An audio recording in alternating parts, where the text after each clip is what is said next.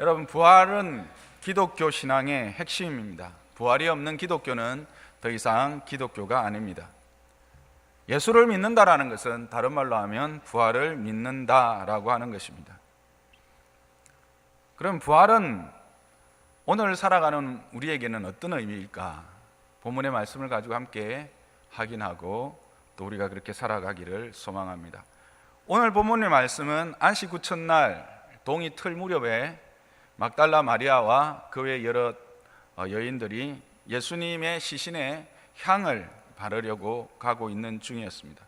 마가복음을 보면 이 여인들은 우리가 가기는 가는데 간다 할지라도 거기 큰 돌이 무덤을 막고 있는데 어떻게 우리가 그 돌을 옮길 수 있지 하고 걱정하면서 그러나 또 주님을 보고자 하는 그 열심이 있어서 그 사랑으로 가고 있었습니다. 그런데 여인들이 무덤에 이르렀을 때 갑자기 엄청난 일이 생깁니다. 큰 지진이 일어나서 땅이 진동합니다. 그러더니 주의 천사가 하늘로부터 내려오는 것입니다. 내려와서 무덤에 다가가서는 그 염려하던 돌을 굴러 치워버렸습니다. 그리고는 그 돌 위에 앉았습니다. 그 모습을 보니까 꼭 번개와 같았고 그 옷은 눈과 같이 희었습니다. 그 무덤에 이 여인들 말고 또 다른 사람이 있었습니다. 대제사장들과 장로들에 의해서 그 무덤을 지키라고 보낸 사람이었습니다. 그 모습을 보고 그 사람은 그냥 막 너무 무서워가지고 죽은 사람처럼 그렇게 요즘 말로 하면 얼음이 되어서 그렇게 있었습니다. 그때 천사가 여자들에게 말합니다. 두려워하지 말라. 나는 너희가 십자가에 달리신 예수를 찾는 줄 안다. 그렇게 말합니다. 그러면서 근데 너희가 찾는 예수는 여기에 계시지 않는다. 그가 말씀하신 대로 살아나셨다. 와서 그가 누웠던 곳을 보라. 그렇게 예수님이 누우셨던 그 빈 무덤을 그들에게 보여줍니다. 그러면서 말합니다. 빨리 가라. 빨리 가서 이제 제자들에게 전해라. 예수님께서 죽은 자 가운데서 살아나셨다라는 것을, 그리고 너희들보다 먼저 갈릴리로 가실 것이니까 너희는 거기에서 예수님을 만나게 될 것이다. 이 말을 듣고 여인들이 제자를 만나려고 돌아가고 있었습니다. 그런데 그렇게 달려가던 중에 또 갑자기 예수님이 이제 나타나셨습니다. 얼마나 놀랐겠습니까? 근데 그 놀라는 모습을 보고 예수님이 평안하냐라고 인사합니다. 아주 다정한 인사를 그들에게 건넵니다. 그리고는 예수님에게 여인들에게 이렇게 자신을 보여주십니다. 그럴 때 이 여인들이 그 모습이 너무 경이롭고 또 너무 마음에 그 벅찬 감격 때문에 그 앞에 풀썩 주저앉아서 엎드려 절을 하면서 그의 발을 붙들고 경배를 드립니다.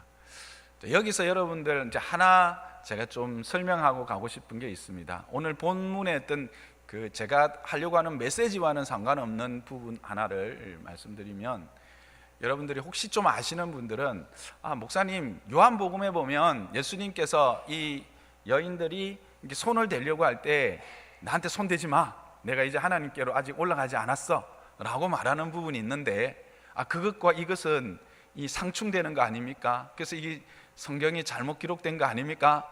라고 이제 조금 아시는 분들이 이제 말할 수 있습니다. 네, 그런데 이제 그게 개역 성경이었고 개정 개역을 다시 보면 나를 붙들지 말라라고 바뀌어 있는 것을 알 수 있을 것입니다.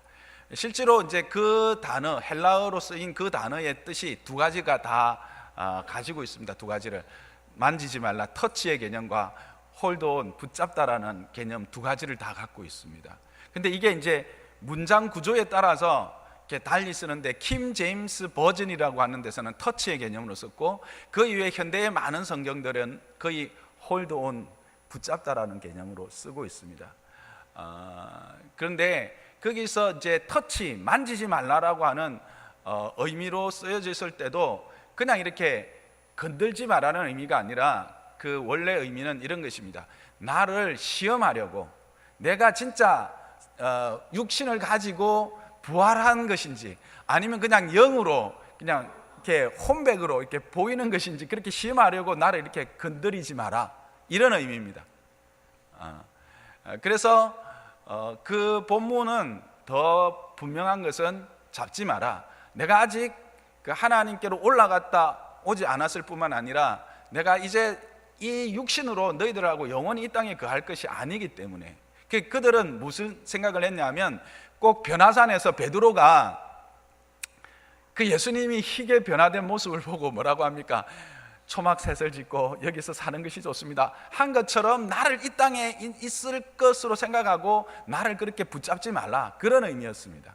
그래서 거기서 붙잡지 말라라고 하는 해석이 더 나은 것이라서 요즘은 보통 붙잡지 말라 그렇게 해석합니다. 그러니까 이 본문과 그 본문이 서로 상충하는 것이 아니라 오히려 더 해석을 풍부하게 하고 있다는 것을 여러분 기억하시기를 바랍니다. 어쨌든 그렇게 예수님의 발을 붙잡고 예수님께 절을 하며 경배했습니다. 그럴 때 예수님께서도 이 여자들에게 천사가 했던 동일한 말을 합니다. 너희가 이제 갈릴리로 제자들을 만나면 갈릴리로 가라고 전해라. 그러면 거기에서 그들을 만날 것이다 라고 말씀을 전합니다. 이 말씀을 가지고 오늘 우리에게 부활이 어떤 의미인지를 좀 살펴보기를 원합니다. 여러분, 여기 보면 천사가 와서 천사가 오는 모습, 또 천사가 한 일들에 대해서 아주 좀 자세하게 마태복음은 이야기하고 있습니다. 어떻게 이야기합니까? 하늘로부터 보냄을 받은 천사가 내려왔을 때 땅이 큰 지진으로 땅이 흔들렸고 그들이 어디로부터 왔다고 합니까? 주가 보내신 자들로서 하늘로부터 왔다, 그렇게 말하고 있습니다. 그냥 천사가 와서 돌을 굴렸다, 충분히 이해할 수 있는 이야기죠, 그렇죠?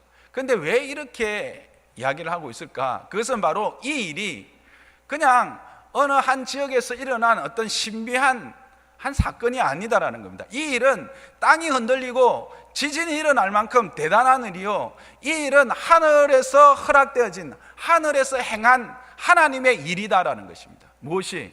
예수 그리스도의 부활이.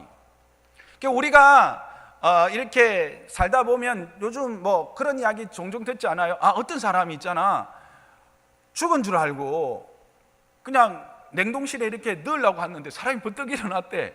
어떤 사람이 냉동실에서 막 발을 차가지고 그래가지고 가서 막 문을 열어가서 사람이 살아났대.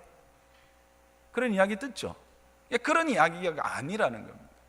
어떤 사람이 있잖아, 자기가 막 죽었는데, 정말 죽었는데 죽기 전에 내가 다시 살아날 거다, 그렇게 해서 죽었는데 진짜 그 말대로 다시 살아난 그런 기이한 기인인 그런 이야기가 아니다라는 겁니다. 이 일은 사실을 바탕으로 한 일일 뿐만 아니라 땅이 진동하고 모든 사람들이 알아야 될 만큼 하나님께서 행하신 일이다라는 것을 보여주기 위해서 지금 오늘 성경은 큰 지진이 나며 주의 천사가 하늘로부터 내려와서 돌을 굴렀다라고 분명히 이야기하고 있는 것입니다. 그러면 천사가 왜 돌을 굴렀을까?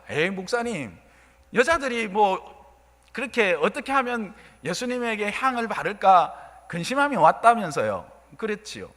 그러니까 천사들을 시켜서 그 사람들이 그냥 쉽게 들어가 가지고 그 예수님에게 향을 바를 수 있도록 하나님께서 배려를 하신 것이죠. 은혜를 베푸신 것이죠. 맞습니다.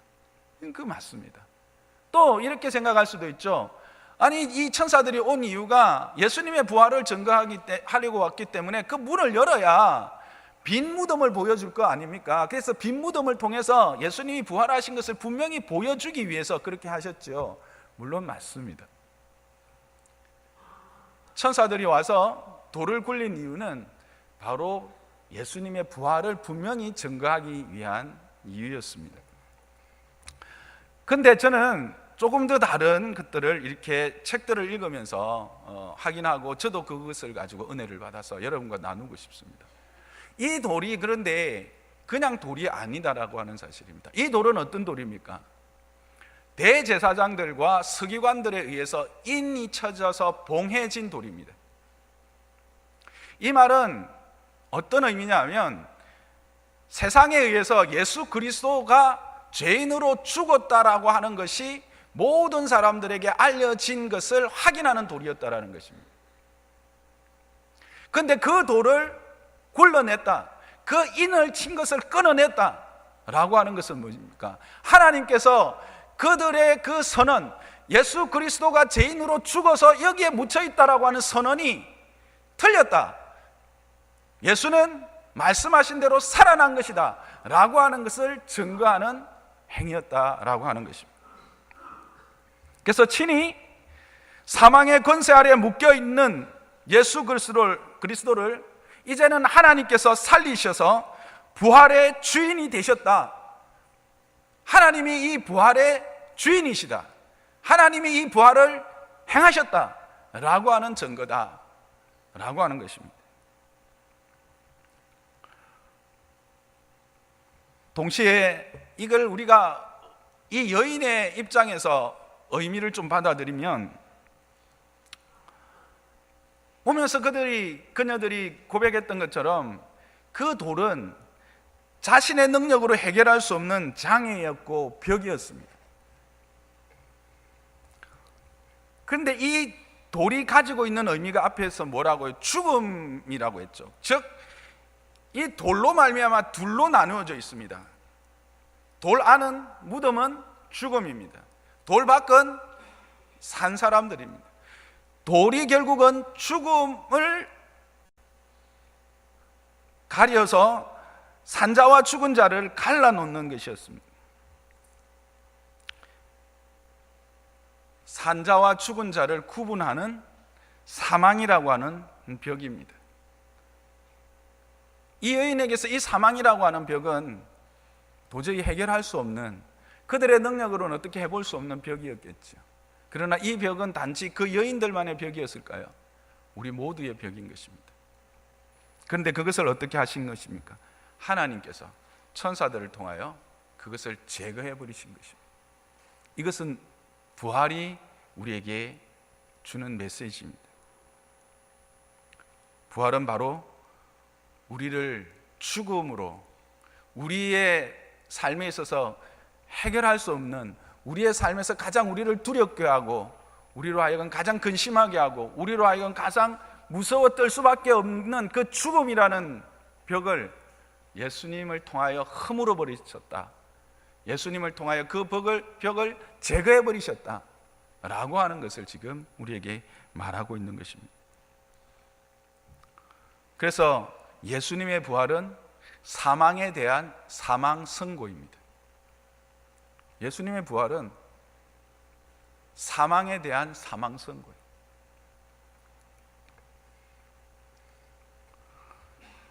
여러분, 하나님이 우리가 해결할 수 없는 이 죽음의 문제를 예수 그리스도의 부활로 허물어 우리로 하여금 영원한 생명을 허락하신 것을 믿으시기 바랍니다. 이것이 부활을 우리가 보고 부활을 믿는 자의 복입니다. 그것이 우리가 확인하게 되는 부활에 참여한 자의 복입니다. 그리고 예수님은 다시 살아나신 이 예수님은 이 여인들에게 무엇을 요구하고 있습니까? 제자들을 갈릴리로 올 것을 말씀하고 계십니다. 왜 갈릴리일까? 갈릴리는 우리가 아는 것처럼 예수님의 사역의 핵심 지역이고 제자들을 처음 부르신 자리입니다. 거기에서 그들은 부름을 받을 때 사명을 받았습니다. 그래서 그 사명을 더 분명하게 이제는 확인시켜주고 그 사명을 더욱더 분명하게 허락하시기 위해서, 사명자로 세우기 위해서 부르신 것입니다. 그것이 마태복음 28장 그 이후에 18절에서 20절에 나와 있습니다. 모든 민족으로 제자를 삼고 아버지와 아들과 성령의 이름으로 세례를 주고 내가 너희의 분부한 모든 것을 가르쳐서 지키게 하라 라고 하는 구체적인 사명을 주셨습니다. 근데 여러분, 제가 이것을 보면서 다시 한번 복음서를 쫙 읽어봤어요. 빠르게 이렇게 쭉 읽어보니까 이 예수님 부활하기 이전에 제자들을 부르셨지만 구체적인 사명을 주신 적은 없더라고요. 기껏 해봐야 베드로를 부르면서 나를 따라오느라 너로 사람을 낚는 어부가 되게 하리라 하는 정도였고, 그리고 70인 전도대와 전도대를 만들어서 파송하면서 그 사명자로서의 누리는 기쁨과 그 능력에 대해서 조금 맛보게 하실 뿐이지, 구체적으로 왜 그들을 불렀고 그들을 통해서 무엇을 하실 것인가 하는 하나님의 큰 그림, 구체적인 사명, 대사명에 대해서 이야기하신 적은 없더라고요. 그러니까 부활 이후에 갈릴리로 보내신 이유는 뭐냐면 그들을 이제 분명한 부르심의 이유를 깨닫게 하고 그들로 하여금 그 부르심의 자리에서 그 부르심의 이유대로 살아가게 하시려고 사명자로 세우시기 위함이었다는 것입니다.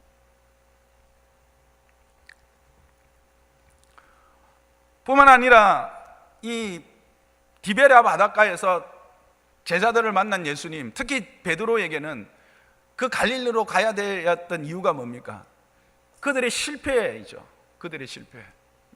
베드로 같은 경우에는 3번씩이나 예수님을 부인하고 저주하면서까지 부인하고 그렇게 도망하지 않았습니까? 다른 제자들도 그렇게 했습니다. 그런데 그날에 그 디베랴 바다 갈릴리에서 만난 예수님은 어떻게 그들을 맞이합니까?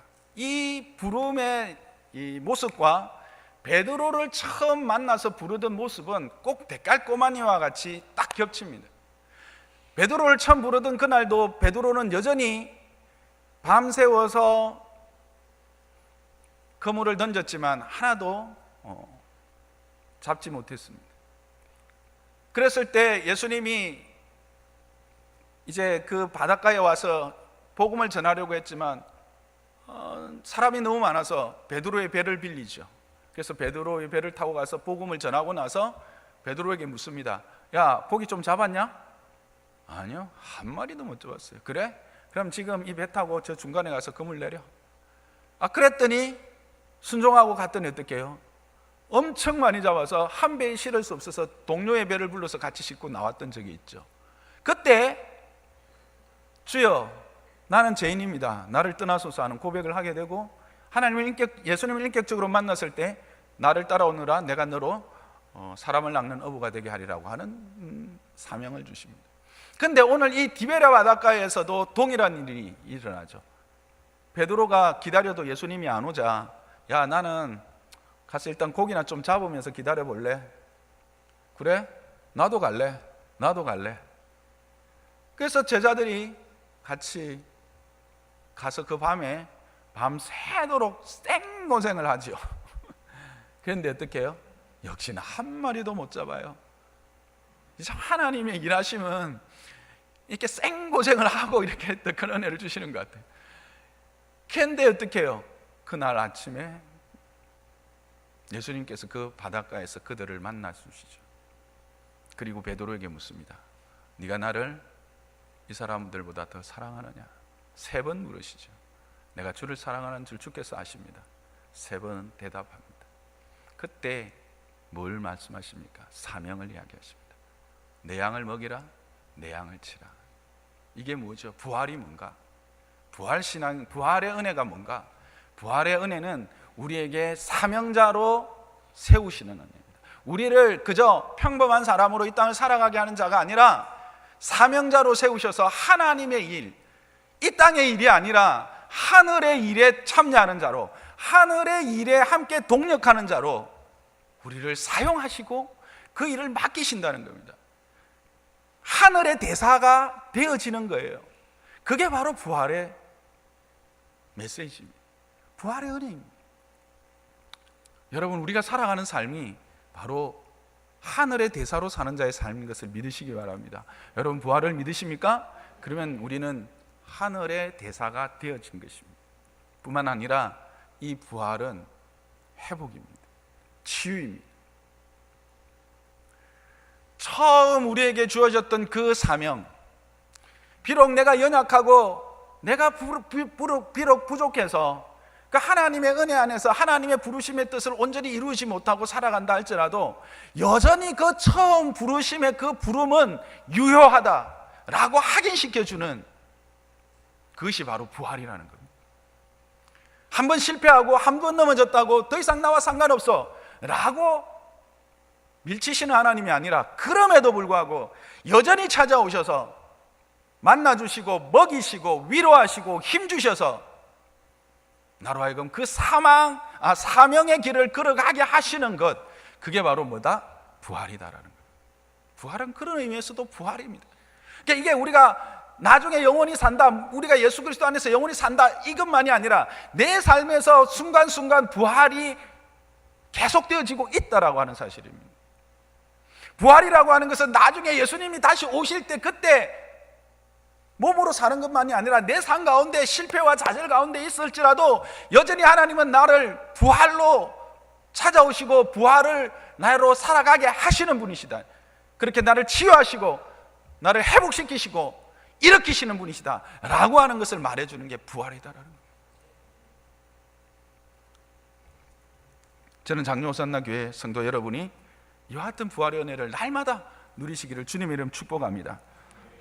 그런데 여러분, 이 아침에 여러분들이 이 자리에 오실 때 이런 기대와 이런 부활에 대한 소망을 가지고 이 자리에 오셨습니까? 예, 아멘 하신 분들도 있으시네요. 그런데 우리 대부분은 그렇지 못합니다. 정말 부활주의를 하면 그래도 내가 예수님을 10년 믿고 20년 믿었는데 이 부활주의는 뭔가 좀 다른 느낌, 좀 다른 어떤 기대, 좀 다른 어떤 흥분을 가지고 내가 주님 앞에 예배해야지 하고 생각하지만, 아니, 그런 걸 생각해도 그런 대로 나. 근데 그런 생각도 전혀 없어.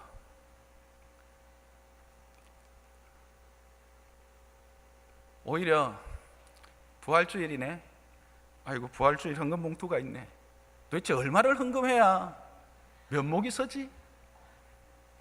그런 고민만 하나 더 늘어가는 시간 아닙니까?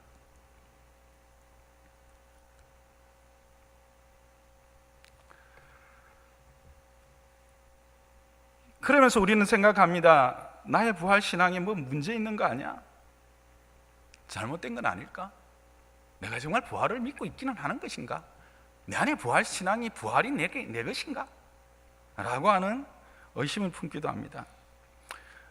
목사인 저의 경우에도 뭐 별반 다르겠습니까? 부활주의다. 뭔가 하나님께서 큰 은혜를 주셔서 내게 먼저 막 이 부활로 말미암아 가슴 뛰는 막 말씀을 주시면 내가 그 말씀 가지고 우리 성도들과 함께 막 끝내주는 예배를 하나님 앞에 한번 드려야지. 그래 생각하고 부활주일을 맞이할까요? 또 부활주일이네. 이 내 같은 본문으로 같은 주제로 그 설교를 해야 되는데 도대체 올해는 어떻게 설교를 해야 될까? 아이고 주여.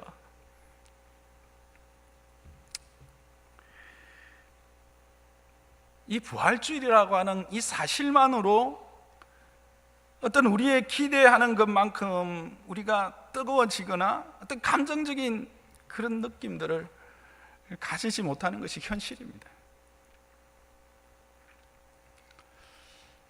그런데 이것이 잘못된 것일까? 오늘 본문을 보면, 다시 본문을 보면 복음서에 나오는 이 여인들 또 제자들이 부활절을 맞이하는 모습을 보게 됩니다. 여러분, 그들에게 부활에 대한 기대가 있었습니까? 없었습니다.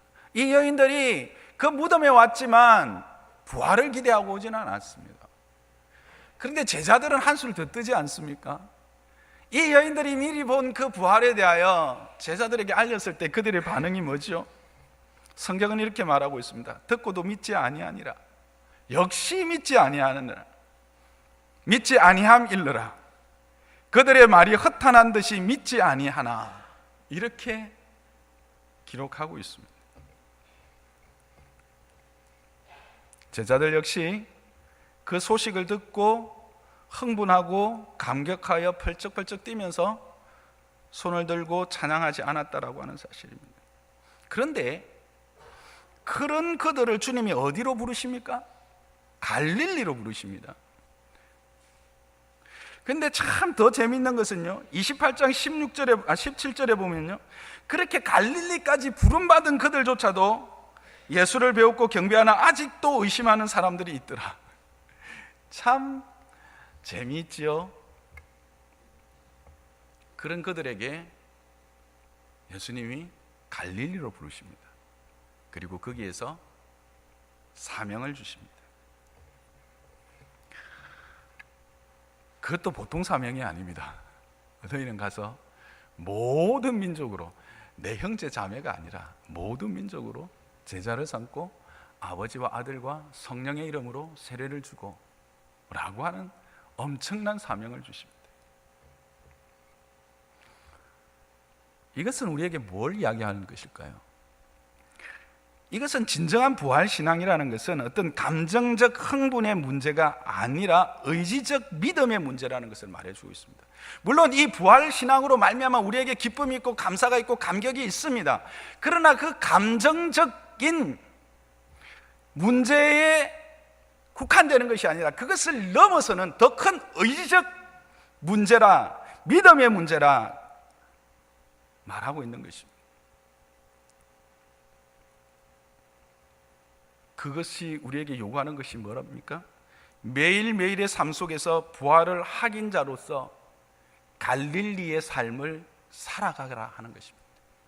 그게 부활입니다. 그래서 바울은 고린도전서 15장에서 부활에 대한 긴 말씀을 마무리하면서 이렇게 권면하고 있습니다. 고린도전서 15장 58절입니다. 시작. 그러므로 내 사랑하는 형제들아, 견실하며 흔들리지 말고 항상 주의 일에 더욱 힘쓰는 자들이 되라.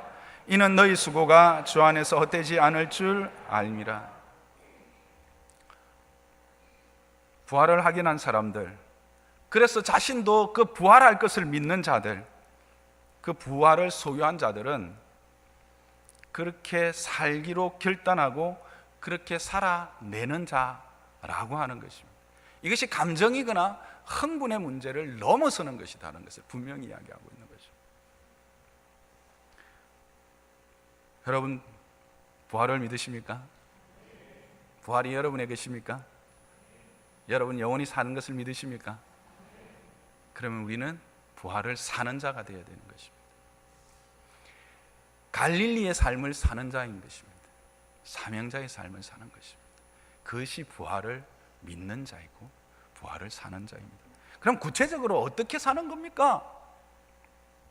좋은 예를 다니엘의 세 친구에서 우리는 찾아볼 수 있습니다. 아시는 것처럼 다니엘은 그의 믿음에 부당한 요구를 받습니다. 그 왕이 자기의 신상, 자기의 모습을 따라 신상을 짓고는 그 신상 앞에 모두 절하라고 합니다. 절하지 않으면 풀무불에 던져 죽이겠다는 것입니다. 그 요구 앞에서 다니엘의 세 친구는 어떻게 말하고 있습니까? 다니엘서 3장 17절입니다. 함께 읽읍시다. 시작. 왕이여, 우리가 섬기는 하나님이 계시다면 맹세 풀무불 가운데서 능히 건져내시겠고 왕의 손에서 건져내시리라. 이게 왕에 대한 저항입니다. 이 왕에 대한 저항은 어쩌면 세상이 우리에 대해서 요구하는 것, 즉 하나님에 대하여 배반하고 하나님의 뜻이 아닌 것으로 살아가라고 요구하는 것에 대한 저항일 것입니다. 그런데 그 저항, 그 단호히 거절하는 이유가 뭡니까? 배짱이 좋아서입니까? 아닙니다. 세상 물정을 몰라서입니까? 역시 아니죠. 광신도라서 그렇습니까? 아닙니다. 왜 그렇습니까? 죽지 않는다는 확신이 있었기 때문인 것입니다. 그들은 결코 죽지 않는다라고 하는, 하나님께서 건지실 것이라고 하는 분명한 확신이 있었기 때문인 것입니다. 하나님이 내 인생의 주인이시다라는 사실, 하나님이 역사의 주인이시다는 사실, 그것을 믿기 때문에 그 요구에 대하여, 내 믿음에 반하는 부당한 요구에 대하여, 내 신앙함에 대하여 부당한 요구에 대하여 거부하고 여전히 부활로 살아갈 수 있었던 것입니다.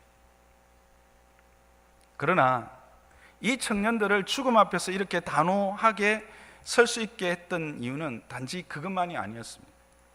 그들은 왕 앞에서 이렇게 마지막 말을 합니다. 함께 읽읍시다. 시작. 그렇게 아니하실 18절입니다. 시작. 그렇게 아니하실지라도 왕이여 우리가 왕의 신을 섬기지 아니하고 왕이 세우신 금 신상에 절하지도 아니할 줄 아옵소서. 그렇게 아니하실지라도, 그리 아니하실지라도, 하나님께서 비록 이 시간에 나를 이 풀문불에서 건져내지 아니하실지라도 나는 할 수 없습니다. 왜 그렇습니까? 내가 하나님께로부터 어떤 복을 얻고 내가 원하는 것을 하나님께서 내게 채워주셨기 때문에 내가 하나님을 섬기는 것이 아닙니다. 내가 하나님의 그 신앙함을 이어가는 것이 아닙니다. 내가 그렇게 살아가는 이유는, 내가 부활로 살아가는 이유는 하나님 그 자체가 하나님이 내 삶의 목적이기 때문에 그렇습니다. 하나님이 내 삶의 이유이기 때문에 그렇습니다. 비록 그분이 내 삶의 이 순간에 내가 원하는 것으로 나를 만족시키시고 내가 원하는 것으로 나를 채우지 아니하실지라도 그분은 하나님이시고 그분은 모든 것이기 때문에 나는 그렇게 할 수 없습니다. 이게 이 세 친구의 진정한 이유였던 것입니다. 만일 하나님이 우리에게 주실 복 때문에 그것이 목적이어서 하나님 편에 서는 것이라면 그것은 하나님을 이용하여 나의 뜻을 이루려고 하는 거래일 뿐인 것입니다. 부활 신앙을 소유한 자는 이 청년처럼 죽지 않는다라고 하는 확신으로 사는 자들입니다. 그런 마음으로 살아가는 자입니다. 그러나 죽어도 좋다라고 하는 이 각오로 또한 오늘을 살아가는 자, 살아내는 자입니다. 그래서 이 부활신앙이라는 것은 부활로 내 모든 삶을 해석하는 것입니다. 여러분, 영원히 죽지 않는다, 나는 죽을 수 없다, 죽음이 끝이 아니다 라고 생각하는 사람의 삶의 자세는 어떨까요? 인내할 수 있습니다. 소망 가운데 기뻐할 수 있습니다. 그래서 이 영혼을 소유한 자는 두려울 것이 없는 것입니다. 영혼을 소유한 자에게는 조급함이 없습니다.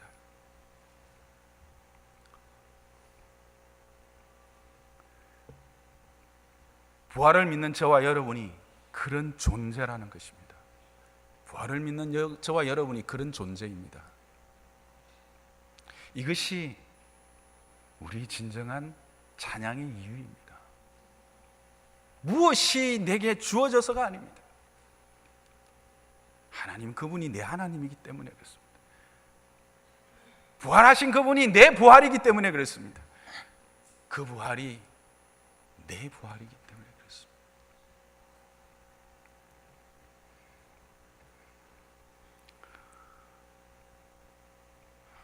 장로산나교회 함께 예배하는 저와 여러분은 이 부활을 사는 자가 되시기를 주님의 이름 축복합니다.